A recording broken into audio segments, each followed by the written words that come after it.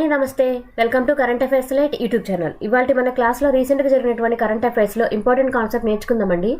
మీకు కనుక మా ఛానల్లో ఉన్నటువంటి వీడియోస్ అండ్ ఎక్స్ప్లెనేషన్ నచ్చినట్లయితే మా ఛానల్ లైక్ చేయండి, షేర్ చేయండి అండ్ సబ్స్క్రైబ్ చేయండి. Welcome to current affairs light YouTube channel. So minimum support price for MA copra. So minimum support price అంటే మనం ఇచ్చేటువంటి మద్దతు ధర అనమాట. ఆ యొక్క మద్దతు ధర ఏదైతే ఉంటుందో అది కోప్రా పంటకి పెంచడం జరిగింది. కోప్రా అంటే ఎండు కొబ్బరి అనమాట. అండ్ రీసెంట్గా మన cabinet committee on economic affairs, so cabinet committee on economic affairs CCEA అంటాం, వాళ్ళు ఈ మినిమం సపోర్ట్ ప్రైస్ ఏదైతే ఉందో అది కోప్రాకి 2024 తర్వాత వచ్చేటువంటి సీజన్స్లో వచ్చేటువంటి పంటకి ఈ మార్జినల్ సపోర్ట్ ప్రైస్ అనేది పెంచడం జరిగింది. ఎంత పెంచారు? సో ఇది వచ్చేసి బాల్ కోప్రా అండ్ ఇది వచ్చేసి మిల్లింగ్ కోప్రా అనమాట. బాల్ కోప్రా ప్రైస్ ఏమో మిల్లింగ్ కోప్రా కన్నా కొంచెం ఎక్కువగా ఉంటుంది. సో ఎంత ఎక్కువగా? సో ఇప్పుడైతే మన information and broadcasting minister Anurag Singh Thakur గారు ఈ మార్జినల్ సపోర్ట్ ప్రైస్ ఏదైతే ఉందో దాన్ని పెంచుతున్నట్లుగా తెలియజేశారు అనమాట. ఎంత పెంచుతున్నారంటే క్వింటాల్కి 300 రూపాయలు పెంచుతున్నట్లుగా తెలియజేశారు. ఏ ఒక్క రకం మీద అంటే మిల్లింగ్ కోప్రా మీద. సో మిల్లింగ్ కోప్రా రకాన్ని మీద 300 రూపాయలు పెంచారు. అండ్ బాల్ కోప్రా ఏదైతే ఉందో ఆ యొక్క రకం మీద 250 రూపాయలు నెక్స్ట్ 2024 వచ్చేటువంటి సీజన్స్ తోటి పెంచడం జరిగింది. సో ఇవి ఎంత ఉన్నాయంటే ఇంతకుముందు 2023 సంవత్సరంలో, సో 2023 సంవత్సరంలో మిల్లింగ్ కోప్రాకి అయితే 10,860 రూపాయలుగా ఉండేది. బట్ దీన్ని ఒక 3% పెంచి ఇప్పుడు 11,160 రూపాయలుగా చేశారు. సో ఇంతకుముందు 2023 సంవత్సరంలో బాల్ కోప్రా ఏదైతే ఉందో అది 11,750 రూపాయలుగా ఉండేది. దీన్ని ఒక 2% పెంచారనమాట. 2% పెంచి 12,000 రూపాయలుగా చేశారు. ఇప్పుడైతే బాల్ కోప్రా రేటు మద్దతు ధర వచ్చేసి 12,000 రూపాయలు క్వింటాల్కి. అండ్ మిల్లింగ్ కోప్రా ఏదైతే ఉందో అది 11,160 రూపాయలుగా ఇవ్వడం జరిగింది. సో ఎప్పుడైనా మద్దతు ధర అనేది వాళ్ళు పెట్టినటువంటి పెట్టుబడికి ఎంతో కొంత ఎక్కువగానే ఉంటుంది. నియర్లీ ఇది ఎంత ఎక్కువగా ఉండాలని భావిస్తున్నారంటే కనీసం పెట్టుబడి కన్నా ఇంకొక 50% ఎక్కువగా ఉండేలాగా నిర్ణయించాలని భావిస్తున్నారు. అండ్ ఇక్కడ మినిమం సపోర్ట్ ప్రైస్ ఏదైతే ఉందో ఇక్కడ ఉన్నటువంటి మినిమం సపోర్ట్ ప్రైస్ అనేది మన గవర్నమెంట్ ఆఫ్ ఇండియా తరపున అది కూడా అగ్రికల్చర్ ప్రొడ్యూసర్ ఫార్మర్స్కి ఇవ్వబడినటువంటి ఒక ఆదాయం లాగా అనమాట. సో ఈ ఆదాయం ఏంటంటే అసలు ప్రైజెస్ కనుక ధరలు అనేవి సడన్గా పడిపోవడం కనుక జరిగితే అది పంట పండించినటువంటి రైతు త్వరగా నష్టపోతారు. సో అలా జరగకుండా ఉండాలంటే గవర్నమెంట్ తరపున ఆ పంటని కొనుగోలు చేయడానికి ఒక మద్దతు ధర అనేది ప్రకటించడం అనేది ఎప్పటి నుంచి ఉంది.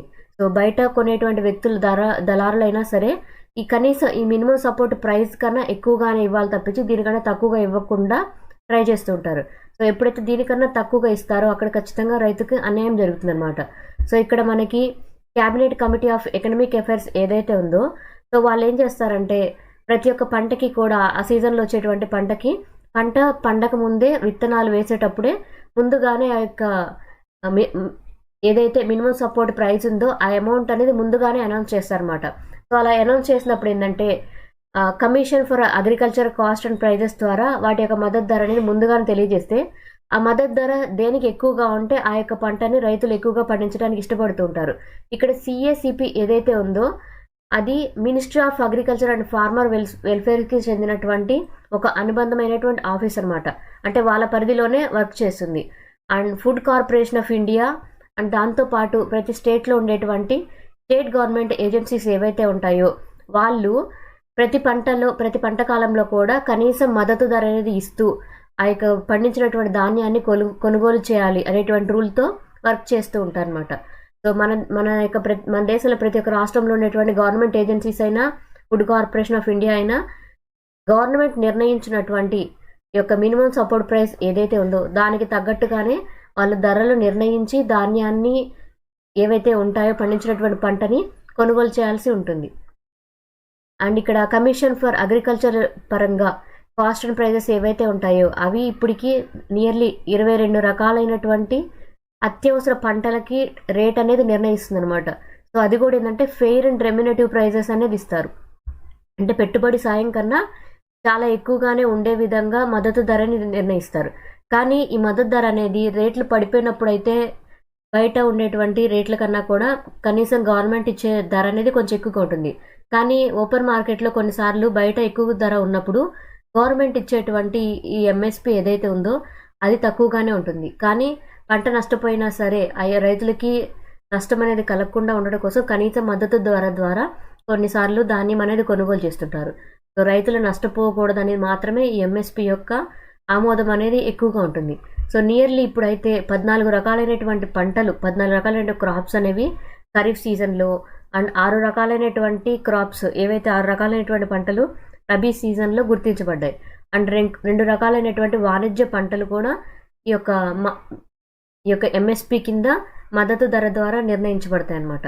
సో టోటల్గా అయితే 14 రకాలు అండ్ 14 రకాలైనటువంటి ఖరీఫ్ సీజన్లో, 6 రబీ సీజన్లో, 2 వచ్చేసి కమర్షియల్ క్రాప్స్ పరంగా ఉంటాయి.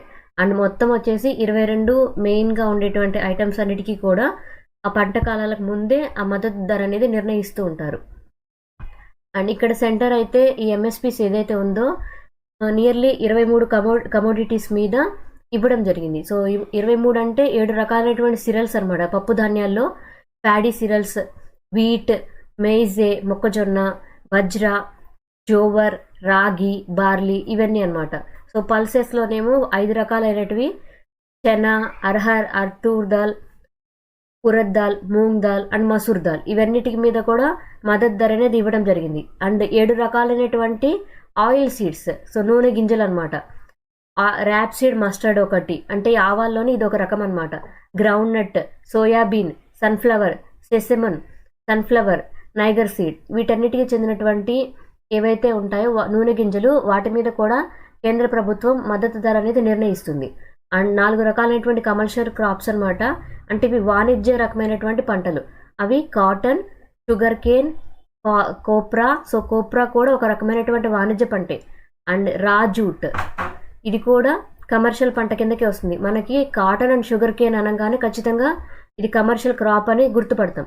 కానీ కోప్రా అనేది నార్మల్ పంటే అనుకుంటాం. కానీ కోప్రా కూడా వాణిజ్య పంటే అండ్ రాజూట్ కూడా వాణిజ్య పంటే.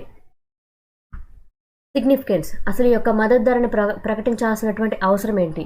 సో మద్దతు ధర అనేది కేంద్రం ఎందుకు ప్రకటిస్తూ ఉంటుందంటే క్రాప్స్కి వాటి యొక్క పెట్టుబడి కన్నా ఎంతో కొంత బెటర్ ప్రైస్ అనేది లభించాలనేది గవర్నమెంట్ యొక్క ముఖ్య ఉద్దేశం. అందుకోసమే ఈ యొక్క మీడియం సపోర్ట్ ప్రైస్ అనేది ముందుగానే నిర్ణయిస్తుంది. And promotion to grow oil seeds, so మన దేశం ఎక్కువ శాతం ఆయిల్ సీడ్స్ అనే వాటిని వేరే దేశాల నుంచి కొనుగోలు చేస్తుంది. మనం ఎప్పుడైతే ఈ మద్దతు ధర అనేది ప్రకటిస్తుంటామో లోకల్గానే మనకు కావాల్సినటువంటి ఆయిల్ సీడ్స్ అనేవి పండించుకోగలుగుతాం. అందుకోసం కేంద్రం ఎంఎస్పీని ప్రకటిస్తుంది.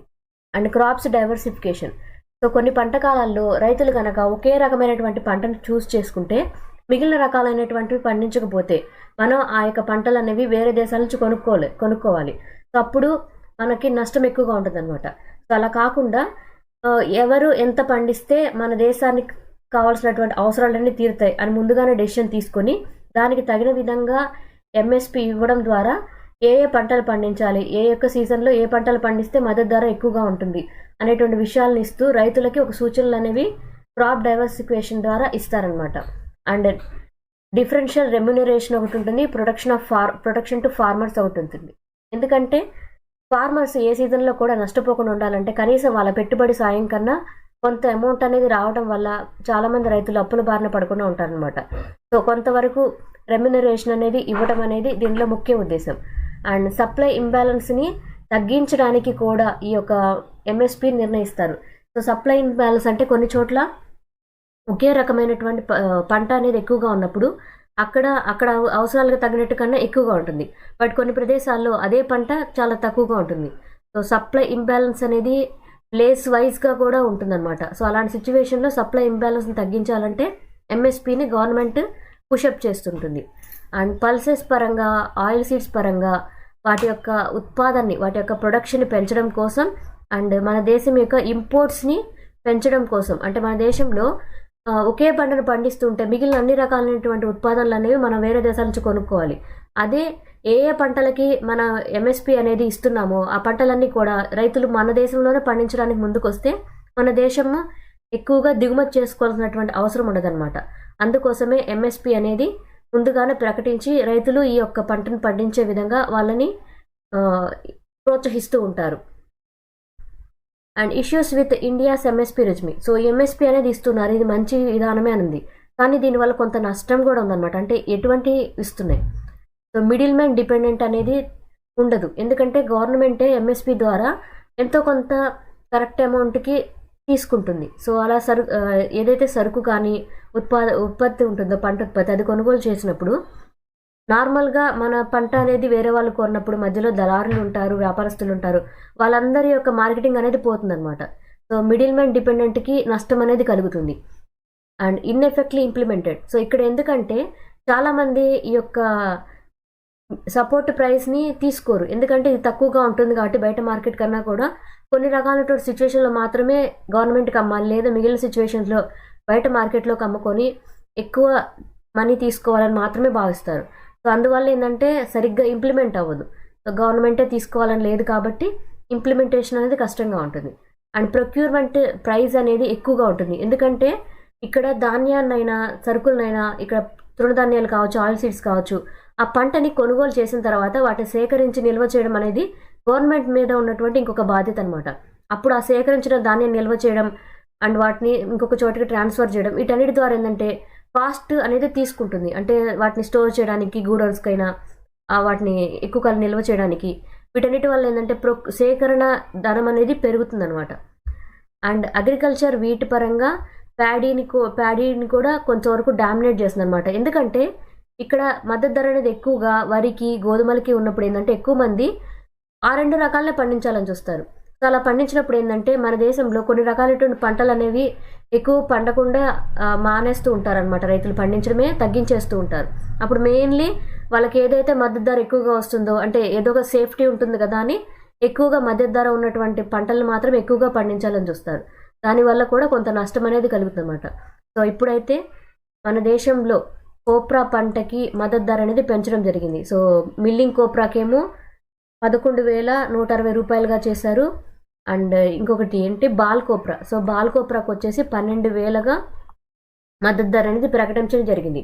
ఈ మద్దతు ద్వారా క్వింటాల్కి అనమాట, క్వింటాల్ బాల్ కోప్రా ఏమో 12,000, క్వింటాల్ మిల్లింగ్ కోప్రా ఏమో 11,160 రూపాయలు. Simlipal tiger reserve. So Simlipal tiger reserve ఎందుకు న్యూస్లో వచ్చిందంటే సిమ్లీపాల్ అనేది చాలా ఫేమస్ అనమాట. బట్ రీసెంట్గా అయితే కొంతమంది వేటగాళ్ళు ఈ యొక్క ఆర్మ్స్ తోటి, అంటే ఇక్కడ ఉన్నటువంటి వెపన్స్ తోటి ఈ యొక్క ప్రాంతంలో సంచరిస్తూ పట్టుబడ్డారనమాట. అండ్ టింబర్ మాఫియాకి చెందినటువంటి వ్యక్తులను కూడా పట్టుకున్నారు. అండ్ ఇక్కడ సిమ్లీపాల్ నేషనల్ పార్క్ యొక్క అఫీషియల్స్ ఎవరైతే ఉంటారో వాళ్ళు ఈ యొక్క పోచర్స్ని, వేటగాళ్ళని పట్టుకోవడం జరిగింది. సో సిమ్లీపాల్ టైగర్ రిజర్వ్ ఎక్కడుంది అండ్ దానికి సంబంధించిన న్యూస్ కూడా చూద్దాం. అండ్ సిమ్లీపాల్ అనేది వెరీ ఫేమస్, చాలాసార్లు కన్ఫ్యూజన్ క్రియేట్ చేస్తుంది.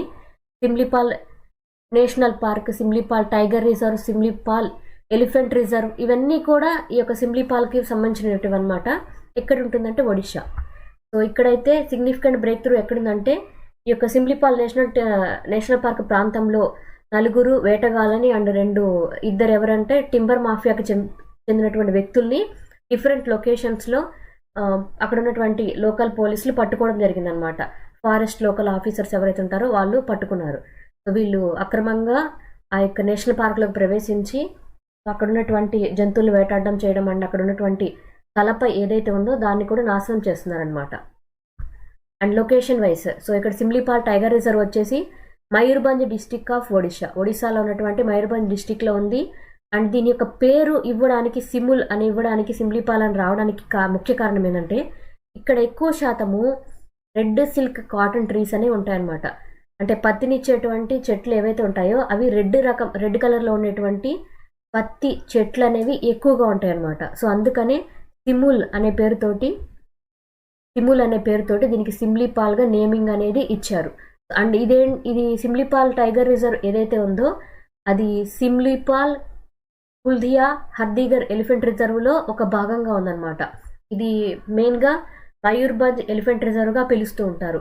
అండ్ ఇది నేషనల్ పార్క్ ఏదైతే ఉందో ఈ నేషనల్ పార్క్ ఒక టైగర్ రిజర్వ్ కూడా. అందుకోసమే ఎగ్జామ్ పాయింట్ ఆఫ్ వ్యూలో ఈ సిమ్లీపాల్ నేషనల్ పార్క్ అనేది చాలా ఇంపార్టెంట్. లొకేషన్ వైజ్ వచ్చేసి ఒడిస్సా. అండ్ ఇక్కడ ఎక్కువగా ఇంపార్టెంట్ ఏంటంటే అది టైగర్ రిజర్వ్గా ఉంది, ఎలిఫెంట్ రిజర్వ్గా కూడా ఉంది. అండ్ ఇది ఏ డిస్టిక్లో ఉంది అంటే Mayurbhanj. Thank you for watching my video. మీకు కనుక నా వీడియో అండ్ ఎక్స్ప్లెనేషన్ నచ్చినట్లయితే నా వీడియోస్ లైక్ చేయండి, షేర్ చేయండి అండ్ సబ్స్క్రైబ్ చేయండి. మీకు నా వీడియోస్ ఏ విధంగా అనిపిస్తున్నాయో నాకు కామెంట్ సెక్షన్లో తెలియజేయండి. అండ్ మీకు ఏమైనా స్పెషల్ వీడియోస్ అవసరమైతే నాకు కామెంట్ సెక్షన్లో ఆ కామెంట్ అనేది నాకు ఇవ్వండి. నేను ఒక స్పెషల్ కాన్సెప్ట్ని మీకు కంప్లీట్గా ఎక్స్ప్లెయిన్ చేయడానికి ట్రై చేస్తాను. Thank you for watching. Thank you.